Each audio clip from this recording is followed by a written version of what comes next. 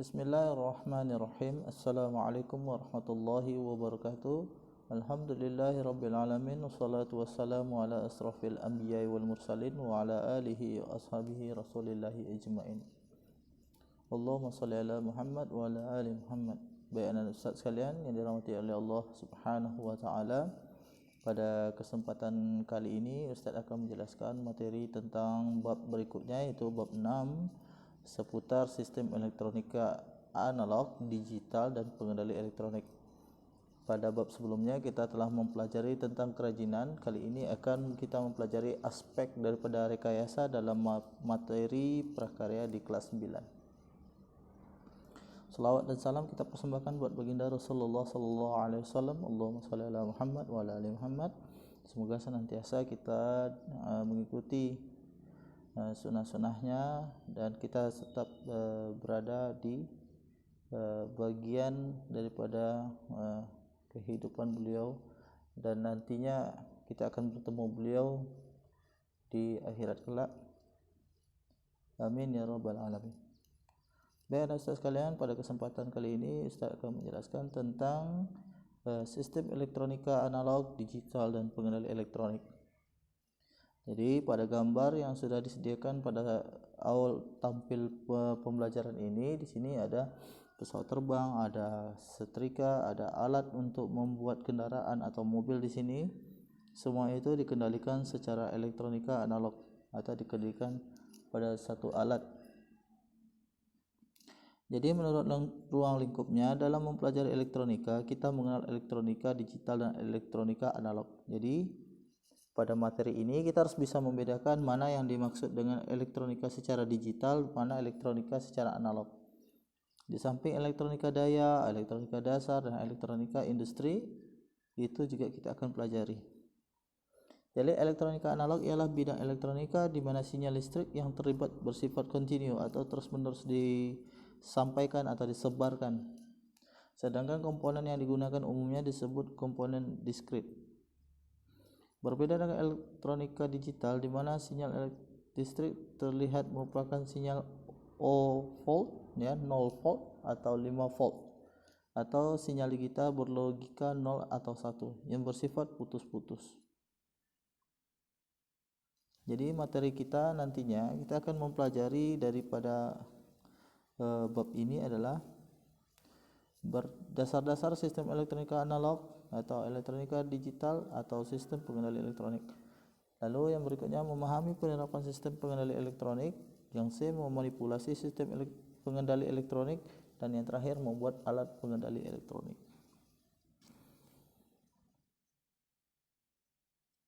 Baik, peta konsepnya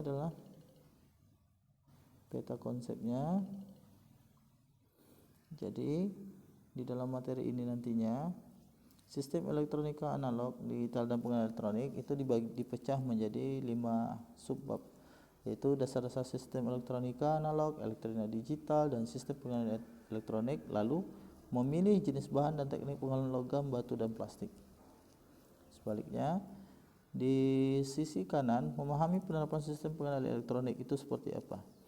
Lalu kita tiru atau memanipulasi sistem pengendali elektronik, dan yang terakhir membuat alat pengendali elektronik sederhana. Yang A, dasar-dasar sistem elektronika analog, elektronika digital dan sistem pengendali elektronik. Pertama, sistem elektronika analog. Apakah yang dimaksud dengan elektronika analog? Nah, contohnya seperti ini. Pada gambar samping adalah salah satu jenis multimeter atau peralatan untuk menggunakan sistem elektronika analog. Nah, ini sebagai menguji kekuatan daya listrik, ya. Ini alat untuk menguji kekuatan daya listrik.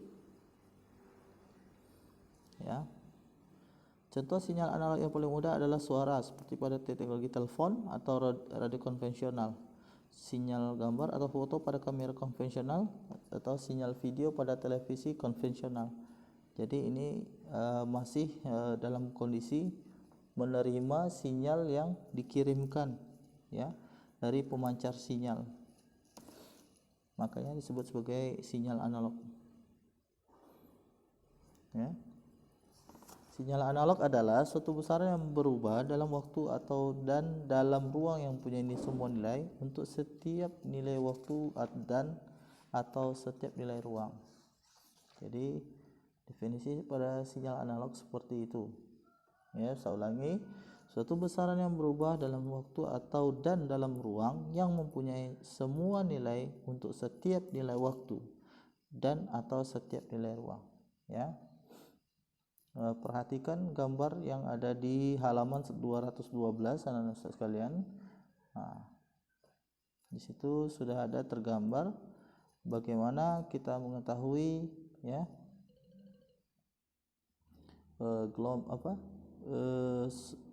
satu besaran untuk diukur ya.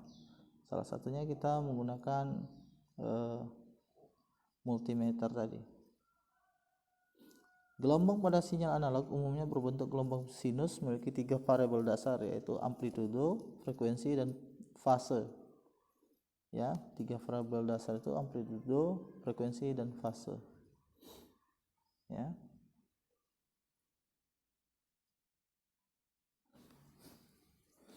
Jadi amplitudo itu adalah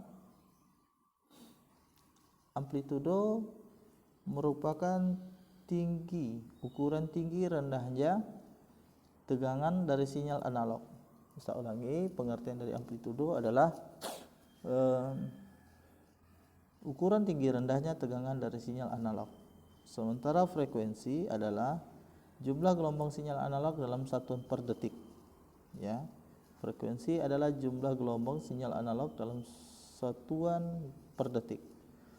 Yang fase adalah besar sudut dari sinyal analog pada saat tertentu. Ya, fase itu adalah besar sudut dari sinyal analog pada saat tertentu. Jadi kesimpulannya, ya, data analog adalah data dalam bentuk gelombang yang kontinu yang membawa informasi dengan mengubah karakteristik gelombang. Ya, dari semua kesimpulan yang ada bisa kita simpulkan data analog itu adalah data dalam bentuk gelombang yang kontinu atau terus-menerus dikirimkan yang membawa informasi dengan mengubah karakteristik gelombang. Ya, itu yang dikatakan sebagai data analog. Jadi data analog tersebut disebarluaskan melalui gelombang elektromagnetik atau gelombang radio secara terus-menerus yang banyak dipengaruhi oleh faktor pengganggu. Ya.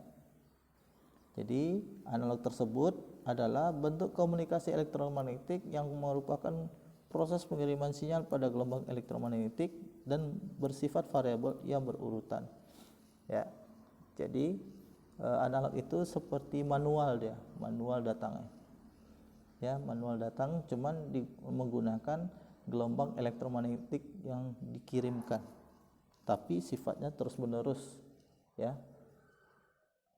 Kecepatan atau frekuensi ini memiliki satuan gelombang hertz. Ya, jadi untuk frekuensi ini sendiri, data analog ini sendiri diukur dengan satuan gelombang hertz. Ya, atau biasanya kita hitung per detik. Selanjutnya, sistem elektronika digital. Digital merupakan penggambaran dari suatu keadaan bilangan yang terdiri dari angka 0 dan 1 atau off dan on atau bilangan biner. Semua sistem komputer menggunakan sistem digital sebagai basis datanya. Ya. Contoh sistem digital antara lain jam digital, komputer, handphone, aplikasi pengolahan suara pada kanal telepon, pemrosesan citra serta transmisinya dalam bidang seismologi dan geofisika, eksplorasi minyak, deteksi ledakan nuklir, dan pemrosesan sinyal yang diterima dari luar angkasa. Ya, jadi satuan komputer juga yang biasanya kita lihat sama dengan kekuatan daripada jaringan itu biasanya kita sebut istilah bit. Ya. Saya ulangi, semua sistem komputer menggunakan sistem digital sebagai basis datanya yang biasanya disebut bit atau kepanjangan dari binary digit. ya. Sinyal-sinyal digital dapat disimpan dalam media magnetik berupa chip atau disk tanpa mengalami pelemahan atau distorsi data sinyal yang bersangkutan. Sistem pemrosesan sinyal pada implementasi digital lebih mudah dibandingkan secara analog. Hal ini disebabkan perangkat keras digital lebih murah atau mungkin karena implementasi digital memiliki fleksibilitas untuk dimodifikasi. Jadi sistem proses dari sinyal ini dia bisa diubah suai atau dimodifikasi sesuai dengan kebutuhan, ya, sesuai dengan kebutuhan kita, sehingga hasil yang kita dapat jauh lebih mudah daripada secara analog tadi. Yang ketiga adalah sistem pengendali elektronik, ya. Sistem pengendali elektronik pada saat ini terdapat di hampir semua aplikasi kontrol, ya. Contohnya remote TV, ya. Contoh remote TV, lalu kita main, kalau di masa kecil dulu ada main mobil-mobilan, ya kan.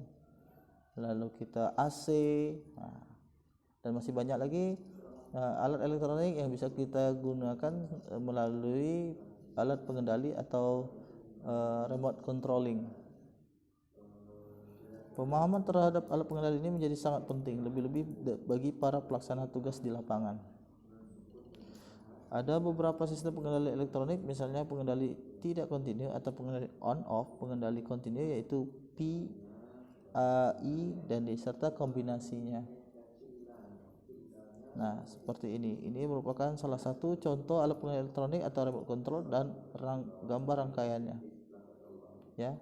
Barangkali ini akan kita antum pelajari juga nanti di pelajaran fisika nantinya, ya, di pembelajaran fisika.